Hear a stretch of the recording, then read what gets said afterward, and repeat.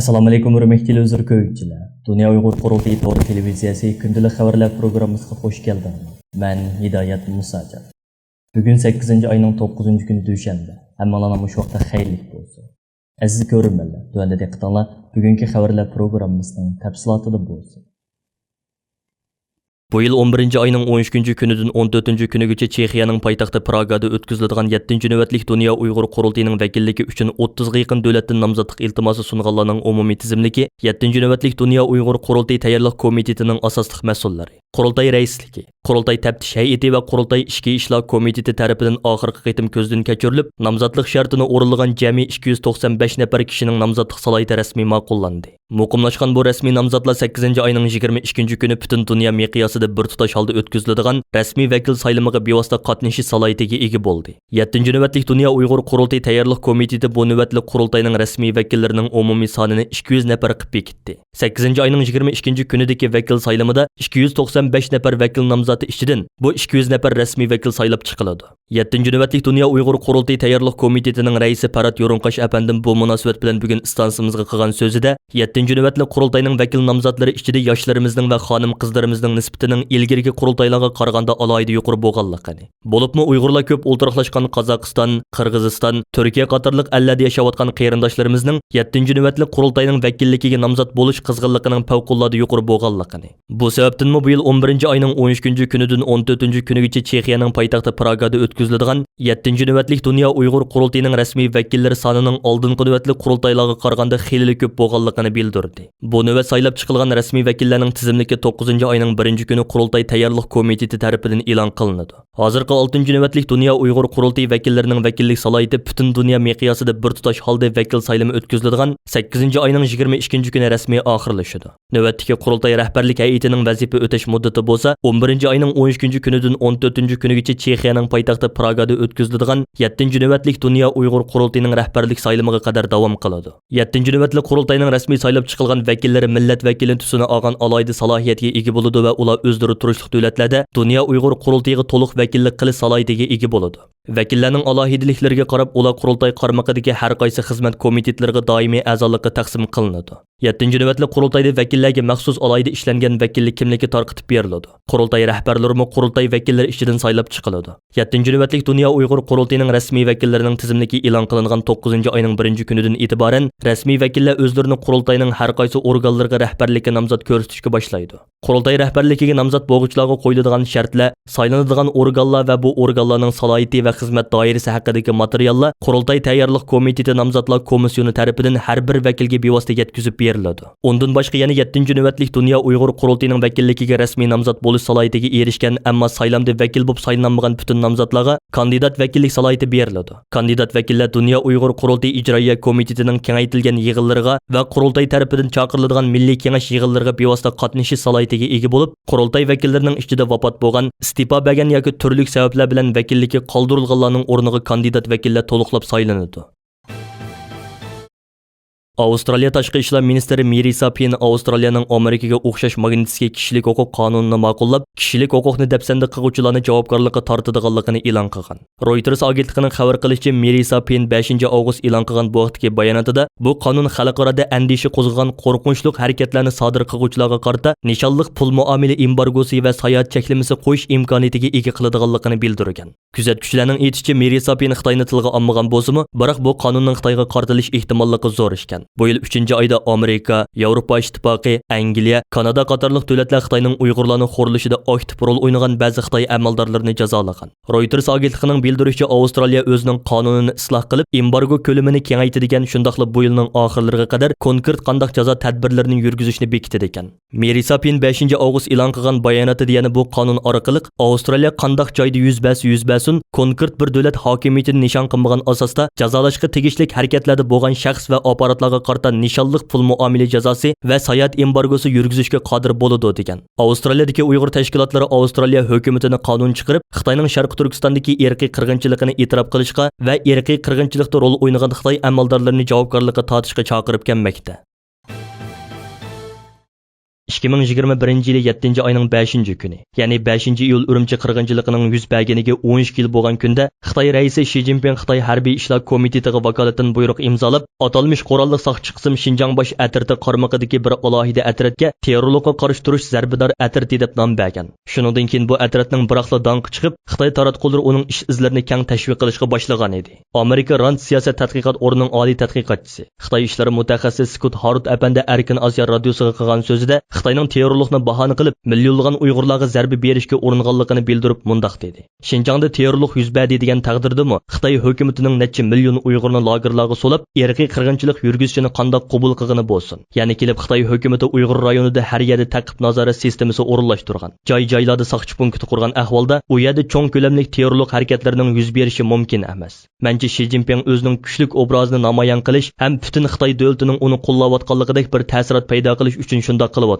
Biz bilamizki, diktatorlar qo'rqib turib yolg'on so'zlaydi. Afsusnarligi shuki, Xitoy fuqarolari Uyg'urlarning qandoqdir Xitoylarga tahdid silayotganligi haqida tashviqotlarni ko'rsa, Uyg'urlarni terrorist deb tushunadi ham ularni majburiy o'zgartib, xitoylashtirish kerak deb o'ylaydi. Mencha Xi Jinping hukumati Xitoydagi barliq osonliq millatlarni osmolasiya qilib, ularni yangi tipdagi Xitoy fuqarosi qilmoqchi. Ya'ni ularning tili, e'tiqodi, irqi va tarixini yo'qotmoqchi. Xitoy kompartiyasi va Xitoy millatiga ishlaydigan xalqni barpo qilish uchun kurash qilmoqchi. Xitoy hukumati 2019 yil 7 oyda e'lon qilgan yangi davrdagi Xitoy davlat mudofaasi nomli oqtoshliq kitobda berilgan ma'lumotlardan qaraganda, Xitoy qurolliq saqchi qismlari 2014 yildan buyon Uyg'ur avtonom rayonlik hukumatga moslashib, 1588 atalmış zo'ravonlik terrorlik guruhini yo'qotib, 12995 terrorchini qo'lga tushirganmish. Xitoy raisi Xi Jinpingning 2015 yildagi harbiy islohotidan keyin Xitoyning qurolliq saqchi qismlari ishki mudofaa bosh atirti, harakatchan bosh atirat, dengiz saqchisi bosh atirti qatorliq 3 tarmoqqa bo'lingan. Atalmış Şinjan qurolliq saqchi bosh atirti Xitoy bo'yicha birdan-bir yuqori darajalik harbiy shtat o'rni hisoblanadi ekan. Xitoy qurolliq saqchi qismi asosan muqimlikni saqlab, tuyuqsiz yuz bergan qalaymaqonchilikni besiq turish vazifasi o'taydigan kuchlar bo'lib, atalmış terrorlikqa qarshi turish zarbidor atirti bo'lsa har qanday joyda jiddiy vaziyatga taqobil turish vazifasini ustiga olgan harakatchan qism ishkan. Xitoy manbalarida ko'rsatilishicha 2009 yili Xi Jinping Xitoyning muavin raisi bo'lgan mezgilida atalmış Uyg'ur rayonini ko'zdan kechirib 2 haftadan keyin 5 iyul voqeasi yuz bergan. U Xitoy raisi bo'lgandan keyin 2014 yili 4 oyda yana atalmış Uyg'ur rayonini ko'zdan kechirib, Xitoy qurolli qismlarini qabul qilib, terrorchilarga qattiq zarba berish to'g'riliq yo'l yo'riq berib qaytgandan keyin bir kun o'tib Urumchida portlash yuz bergan. Shuningdan keyin u Uyg'urlarni keng ko'lamli bostirishning planini so'qqan. Ba'zi siyosiy tahlilchilar bu xil atalmış terrorlik voqealarini Xitoy istixborot o'rinlari planlagan, suiqasd va qasddan o'ydirib chiqargan voqea deb qaragan. Amerika istixborot organlari koronavirusning kelish manbasini oshkorlaydigan zo'r miqdordagi xalqaro Xitoy gen sonliq ma'lumot uchurlarini qo'lga tushirgan. CNNning xabar qilishicha, navbatda Amerika istixborot organlari koronavirusning manbasini oshkorlaydigan bu xalqaro sonliq ma'lumot uchurlarini bartaraf qilmoqda ekan.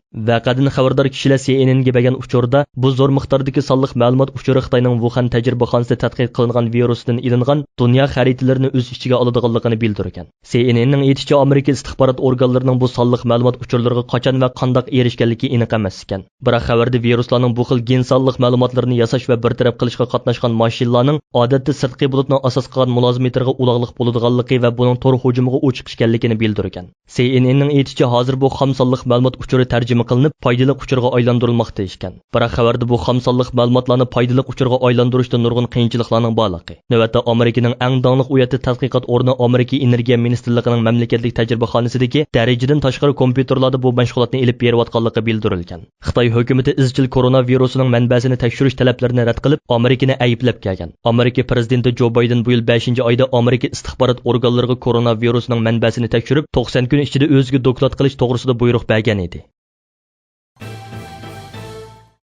Xitoy doiralari Uyg'ur tashkilotlari tomonidan qattiq ayblashga uchrab kelgan Uyg'ur Xitoy tuqqanchilik siyosatini davomli yo'lga qo'yish va cho'nqurlashtirishni talab qilgan. Xitoy hukumatining Uyg'ur Xitoy tuqqanchiligini olg'a surish siyosati Xitoyning 2017 yili boshlangan cho'ng tutqunida texmo kuchaygan. Doirlar 1 million 200 da Xitoy kadrining tuqqanchilik nomida Uyg'ur oilalariga o'rlashganligini ilgari surgan. Biroq bu siyosat Uyg'urlarning oila hayotiga qilingan buzg'unchilik deb ayblangan edi. Atalmış Uyg'ur avtonom rayonlik partiyakum bu ayblashga qaramay 5 avgust kuni yig'in chaqirib, tuqqanchilik siyosatini davomli cho'nqurlashtirishni qo'yishni talab qilgan. Şinjan gezisining xabar qilishicha atalmış Uyghur Abdunum Rayonluq Partkom doimiy komitetining 5 avgust Çinchuanguning boshchiligida chaqirilgan kengaytirilgan yig'ini bu siyosatning amaliylashish ahvoliga oid doklad anglagan. Şinjan gezisining xabarida bu dokladning tafsiloti tilga ilinmagan, lekin yig'inda bu siyosatni cho'nqurlashtirib qanot yoydirish talab qilinganligi bildirilgan. Navbatda Xitoy doiralari tarafidan Millatlar Ittifoqi bir tuqqan deb atilib kelayotgan bu siyosat ilgari qo'shmoq tuqqanchilik degan nom bilan tonilgan. Xitoy doiralarining nima uchun qo'shmoq tuqqan deganni Millatlar Ittifoqi bir tuqqanga o'zgartganligi ma'lum emas. Biroq bu harakat ilgari Uyg'ur tashkilotlari tarafidan tashkillik bosqinchilik, irqiy qirg'inchilikning foyisi deb ayblanib kelgan. Şinjan gezisining xabarida aytilishicha yig'inda partiyaning millatlar siyosatini to'liq ijro qilib, Millatlar Ittifoqi bir tuqqan va millatlarning ittifoqligi, do'stlik faoliyatlarini izchil cho'nqurlashtirib qanot yoydirish, bu jihatdagi mexanizmni texmo mukammallashtirib, har qaysi millatlarning o'zaro berib kelishi, umumyuzlik aloqasi va qo'shilishini cho'nqurlashtirish, bashni e'tirof qilishni texmo kuchaytirish talab qilingan. Biroq xabarda bu jihatdagi qanday mexanizmlarni kuchaytirganligi tilga ilinmagan. Dunya Uyghur Qurultiyi chet ellarda yashayotgan butun Sharq Turkistonlik qarindoshlarimizni bu yil 9 oyning 10 kunidan 13 kunigacha Londonda chaqiriladigan Xalqaro Uyg'ur sud kollegiyasining 2 qitimliq sotining muvaffaqiyatli o'tkazilishi uchun moddiy jihatdan yordam berishga chaqirildi. Muhojirat tariximizdagi eng zo'r, eng ahamiyatli hodisalarning biri hisoblangan Uyg'ur sud kollegiyasida sizningmi bir kishilik hassangiz bo'lsin. Bergan $1 ozlik qilmaydi. Tarix betimizga ismingiz oltin harflar bilan xotirlanadigan bu qimmatli fursatni qochirmang. Yordamingizni tövandagi hisob nomeriga bevosita yo'llasangiz yoki Qurultiyi fondining mudiri Abdujilil Ahmad afandi bilan bevosita aloqalashsangiz bo'ladi. Aloqalashish nomeri 0049 176 28 58 0160.